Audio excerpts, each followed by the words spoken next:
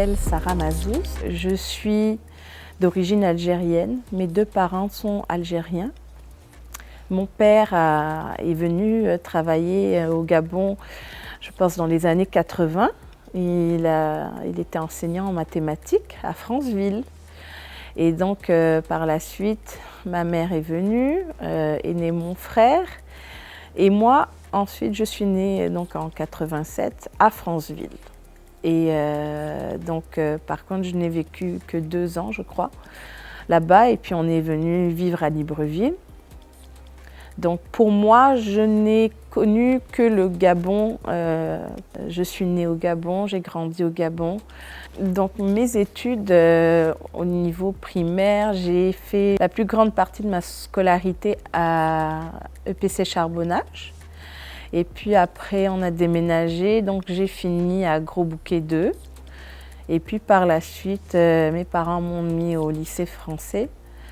Malheureusement ou heureusement, on a eu le OK pour immigrer au Canada en 2003 et j'avais 16 ans. Je venais de finir ma seconde. Et puis après, j'ai suivi le cursus là-bas et puis j'ai fait un baccalauréat, on appelle ça, c'est je pense l'équivalent d'une licence en administration des affaires à HEC Montréal. Et actuellement j'ai fait un retour aux études, encore à HEC Montréal, et je fais un diplôme d'études supérieures en gestion management du sport.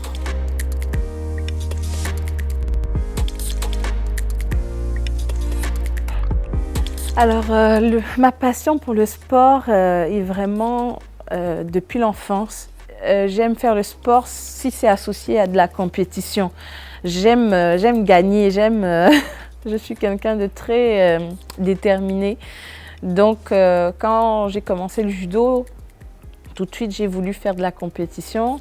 Alors, je me suis entraînée déjà 2 fois par jour, alors que j'étais pas au haut niveau à ce moment-là, mais c'est ce qui a fait que j'ai pu progresser très rapidement. Et donc j'ai fait championne du Québec, championne du Canada. Et après, c'est la porte de l'international qui s'est ouverte à moi. Donc j'ai commencé à faire quelques compétitions. Ensuite, j'ai décidé de changer de nationalité sportive pour représenter le Gabon à l'international. J'ai fait ce choix parce que je savais que j'avais la capacité. Moi, je croyais en mes capacités.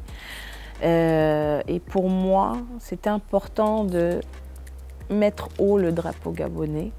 Donc à l'international, on pouvait représenter le Gabon. Donc c'est pour ça que j'avais décidé de changer de nationalité sportive et puis retourner à mon premier amour, le Gabon.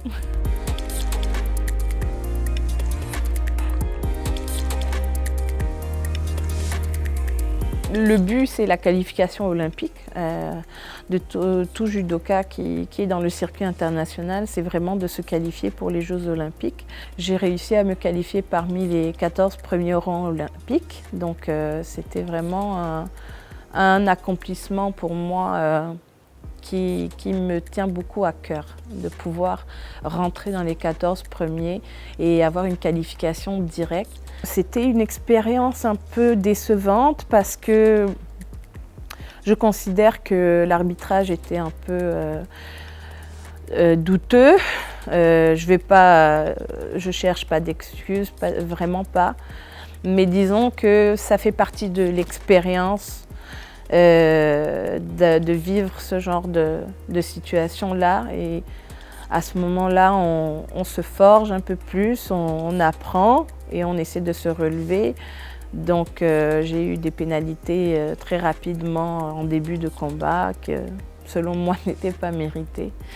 Mais après on dirait que ça m'a sorti du combat et j'ai perdu.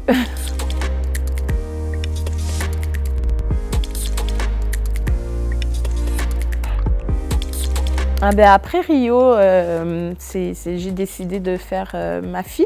Je suis mère d'une fille, elle va avoir 5 ans cet été. Donc j'avais déjà tout prévu. Dès que je finis Rio, je fais mon enfant. Et puis après, j'effectue un retour à la compétition pour le deuxième cycle, donc pour Tokyo 2020. Et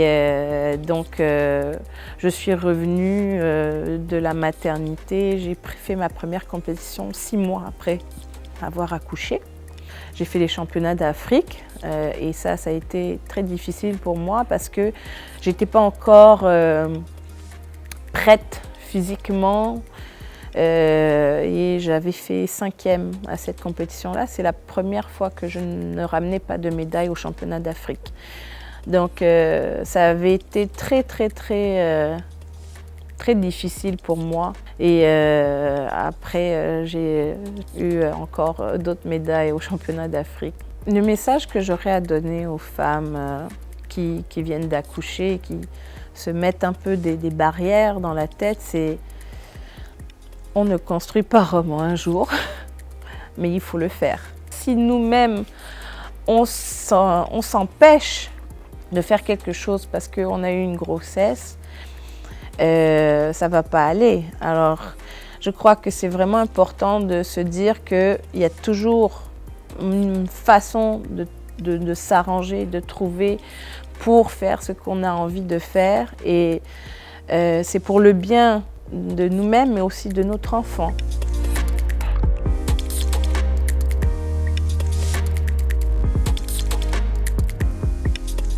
J'ai eu quelques médailles sur le circuit international. Sincèrement, je ne les compte plus, mais c'est parce que ça fait partie du processus de qualification. Donc, il faut participer au plus de tournois possible pour pouvoir gagner des points. Il faut avoir des médailles, il faut gagner des combats. Donc, petit à petit, j'ai réussi à remonter la pente et à arriver dans le classement international, le classement olympique. Et donc pour Tokyo, j'ai réussi à me qualifier cette fois-ci à la porte des qualifications directes. C'est les 18 premiers qui allaient, j'ai fini au 19e rang. Donc malheureusement, c'était un échec de cette façon-là parce que je voulais encore une fois pouvoir monter pour que quelqu'un d'autre me rejoigne aux Jeux Olympiques. Et ça n'a pas pu se faire malheureusement. Je suis, on va dire, une ex-internationale gabonaise en judo, puisque j'ai pris ma retraite sportive officiellement après les Jeux de Tokyo en 2021. Je décide que c'est assez de raccrocher le kimono. Parce que, bon, comme j'ai dit, le haut niveau comporte beaucoup de sacrifices. Et aussi, il faut que je développe ma carrière professionnelle, que j'ai dû mettre en pause toutes ces années-là. J'ai laissé de côté ma famille, ma fille. Elle a grandi pendant que maman partait en voyage, depuis elle avait 6 mois. Alors, il était temps tout simplement que, et puis avec les blessures, le corps ne suivait plus.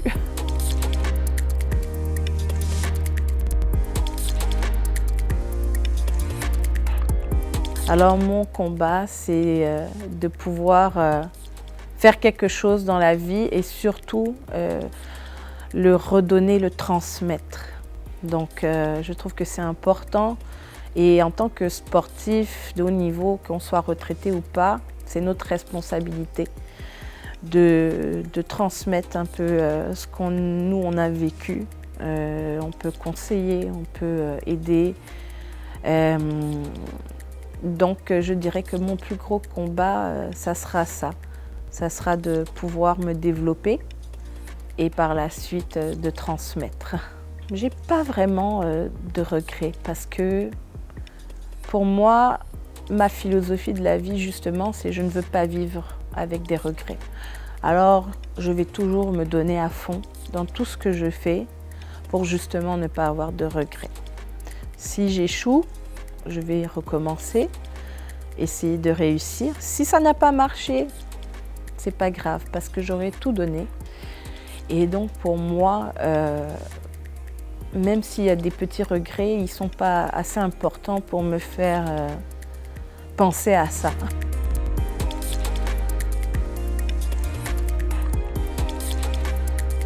Je dirais que mon plus beau souvenir, si on parle du sport, donc c'est vraiment ma médaille d'or aux Jeux africains à Rabat, parce que c'était la médaille qui me manquait.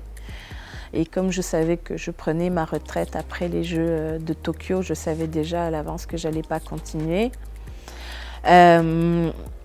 Cette médaille-là a une saveur particulière pour moi parce que j'ai battu tout le monde cette journée-là. Toutes les plus grands de l'Afrique, l'algérienne, la sud-africaine, camerounaise et d'autres. Et ça m'a vraiment... c'était la médaille qui avait le plus de joie pour moi. C'est pour toute ma carrière, en tout cas au niveau africain. J'ai fait des médailles d'or au niveau international, mais au niveau africain, c'est ce qui me manquait. Et quand je l'ai eu, c'était... les larmes sortaient tout seules quand j'ai entendu l'hymne national. Ouais.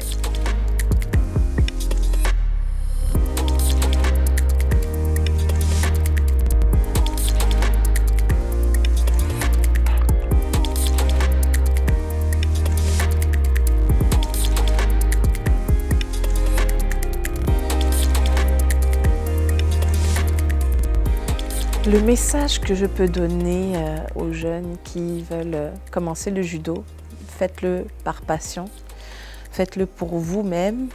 Ça va peut-être pas forcément vous amener où vous le souhaitez, mais ça va vous amener à un chemin qui est fait pour vous. Donc je dirais qu'il faut s'armer de courage, de détermination et surtout il faut être travaillant. C'est un très beau sport. Et surtout, les mamans, les papas, n'empêchez pas vos filles de faire du judo, s'il vous plaît.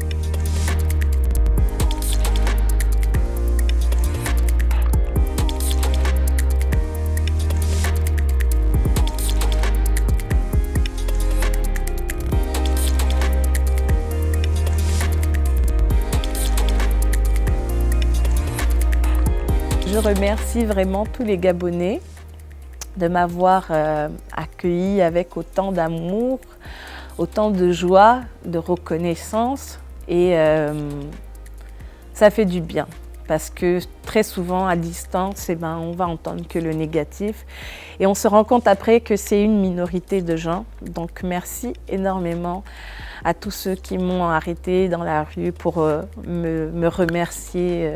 C'est moi qui vous dis merci.